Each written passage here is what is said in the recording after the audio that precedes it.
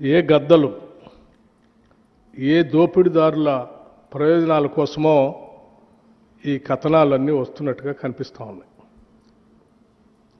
చిన్నప్పుడు నేను ఎక్కడో వినేవాడిని, ఏ నినాదం వెనక ఎవరి ప్రయోజనాలు దాగున్నాయో అని. ఏ నినాదం వెనక ఎవరి ప్రయోజనాలు దాగున్నాయో అని.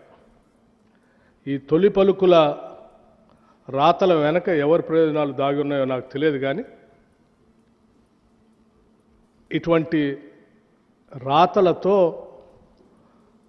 తెలంగాణ సంబంధించినటువంటి అతిపెద్ద ప్రభుత్వ రంగ సంస్థ పైన నిందలు మోపే క్రమంలో ఈ రాష్ట్రానికి సింగరేణికి నష్టం చేస్తున్నారన్న సంగతి మర్చిపోతూ ఉన్నారు. సింగరేణికి సంబంధించి వారు రాసిన కథనాల్లో 2 అంశాలు లేవనెత్తారు. ఒకటి,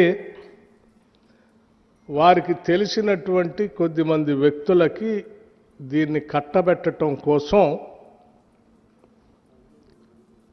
సైట్ విజిట్ కండిషన్ అనేది పెట్టి, ఆ కండిషన్ ద్వారా ఎవరికో వాళ్ళకి సంబంధించిన వ్యక్తులకి దీన్ని దారాదత్తం చేయాలనేటువంటి ఆలోచనలు అన్నీ ఉన్నాయి దీని వెనక అని చెప్పి వారు ఊహించుకొని రాశారు. రాయటమే కాదు, ఈ సైట్ కండిషన్ విజిట్ కండిషన్ అనేది కేవలం ఈ సింగరేణిలో ఇప్పుడే పెట్టారు. ఈ రాష్ట్రంలో ఈ దేశంలో ఎక్కడా లేదు. కేవలం వారు అనుకున్నటువంటి వారి వ్యక్తులకు ఇవ్వటం కోసమే ఈ కండిషన్ పెట్టి ఈ కార్యక్రమం అంతా సింగరేణిని దూసిపెట్టడం కోసం ప్రయత్నం చేస్తున్నారని దాని చుట్టే తిప్పారు.